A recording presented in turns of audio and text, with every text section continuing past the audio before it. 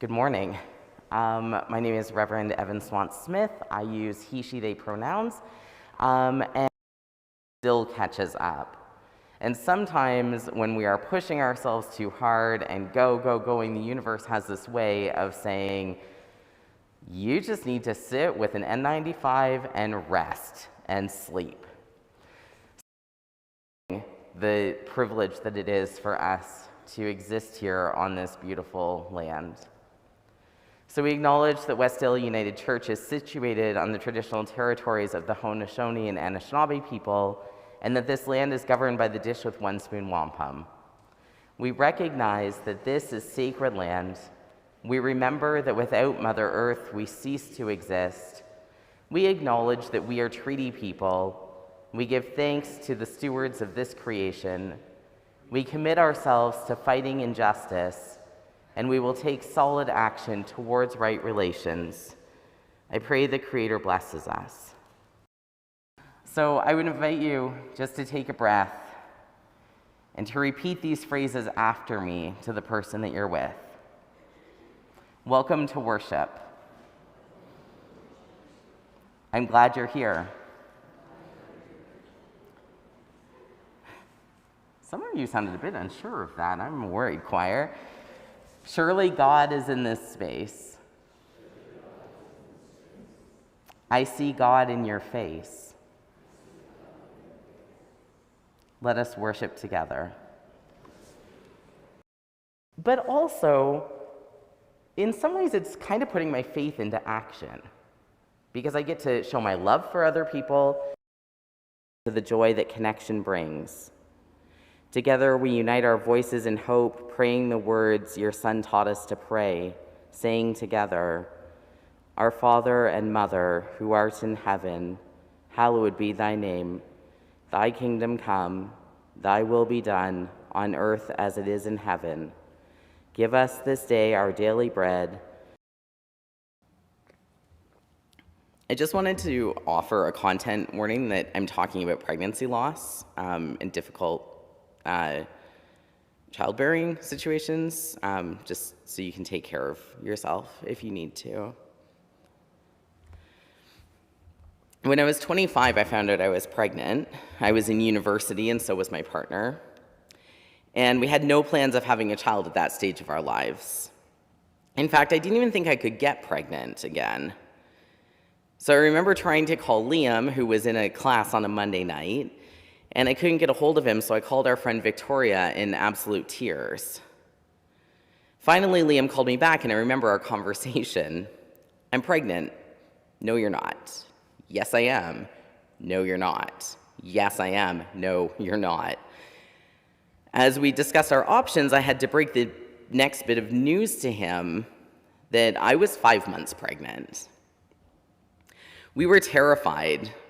I remember the first week after I told him, none of us slept at all. We just laid in bed tossing and turning.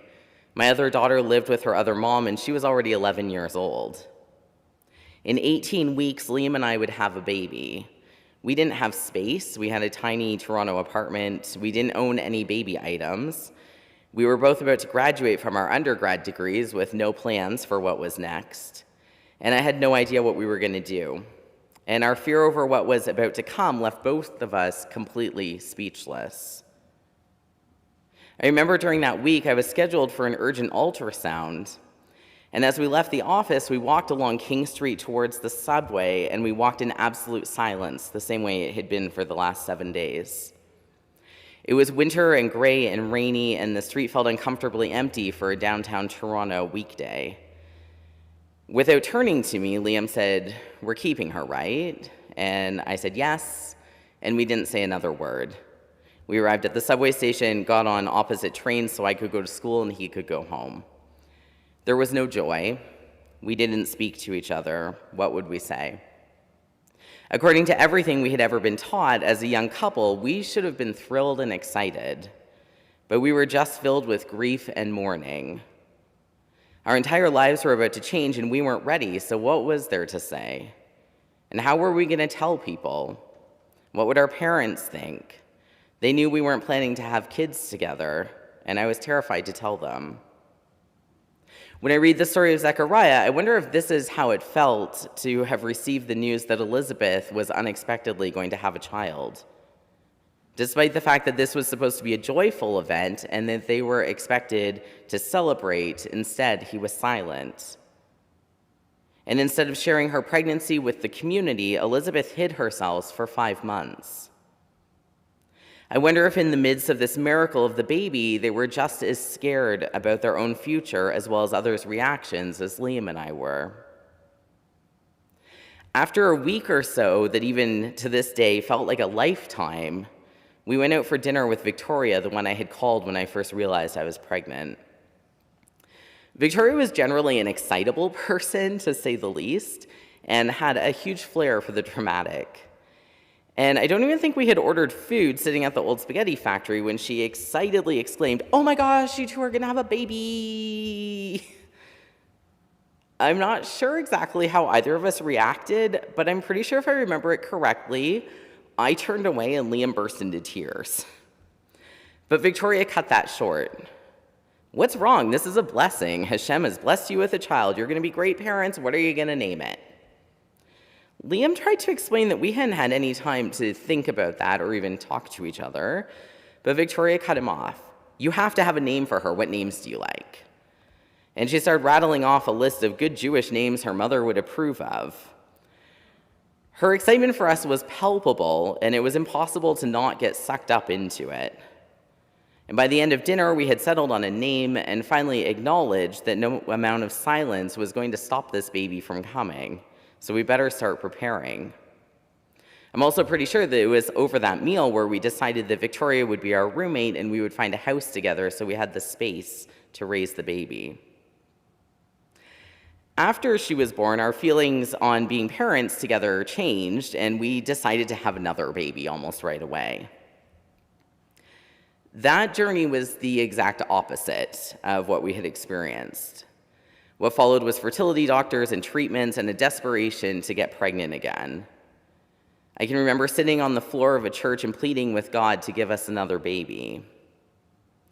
I did end up pregnant, but got a call on the Friday of Thanksgiving weekend telling me that the pregnancy was no longer viable and I had to stop the medications I was on. We were absolutely devastated. We were 10 minutes from Liam's mom's house when we got the call and were about to spend the whole weekend with his family. Neither of us knew what to say or do. But what I discovered that weekend was a family of women who had all experienced miscarriages. And I had no idea because they had never talked about it, but they gathered around me in community and supported me, and I spent the weekend miscarrying. And it took another year to get pregnant. It was our final try, and if it didn't happen then, that was it. When we found out it had worked, our joy was muted. We were trepidatious about telling people and kept it pretty quiet. I remember I was driving with one of Liam's cousins who had lost a pregnancy, and she turned to me and said, "A friend told me when I got pregnant again that the hardest part about this is that you're going to be terrified. No matter how far along you get, you are never going to stop feeling scared until you're holding that baby in your arms." And it was true. And despite what seems like something hard to hear, it was actually really comforting for me. To know that she had been through this and that her friend had been through this, and knowing that there were other people who understood the fear that I was consumed by gave me relief, and that relief created a space where joy slipped in. Despite the grief over our pregnancy loss, I understood finally that this was out of my hands and there was nothing I could really do to make sure that I carried to term. But I knew that I didn't want to experience this pregnancy like the last one, or my first one as a teenager, where I wasn't allowed to express joy because it wasn't supposed to be happening. So I pushed my fear aside enough to celebrate possibility and chose to live with hope. What I learned from my 3 experiences of pregnancy, which were all very different, was that joy happened when I was able to connect with other people. Victoria's excitement, the comfort of the women who had been through the same thing, and my cousin who knew what it was like to have a pregnancy after a loss. In our reading today from Luke, we learn that when we can't rejoice, we carry each other's joy. This is what Elizabeth and Mary did for each other. Elizabeth stays secluded and hides her pregnancy from the public until Mary arrives.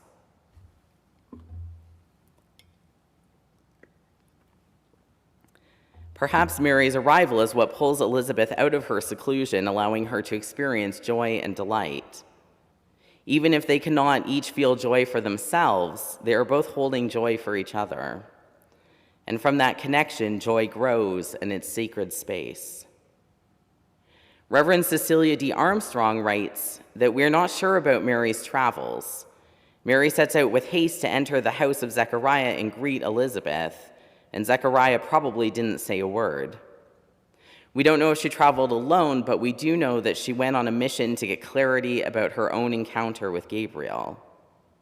Creative thinking suggests that Mary did all of this on her own in isolation by herself, with no one to help, hurt, or hinder her mission. We don't hear her questions either. We hear her question Gabriel, wondering how this can be since she's a virgin, but we don't hear her internal dialogue during her travels. Imagination says, "Does the Lord know how young I am? I haven't even been married yet, and now I'm pregnant. The shame of being with child without being married first has caused me to be weary, so how am I supposed to rejoice with this?" We don't hear her questions, but we witness her resolve by seeing her travel to her relative. Mary shows up at Elizabeth's house, and it's in that instance that they are able to both feel joy about their pregnancies. One pregnancy brings disgrace, and one removed it. Both are unsure, yet it's in their connection that they are able to find joy.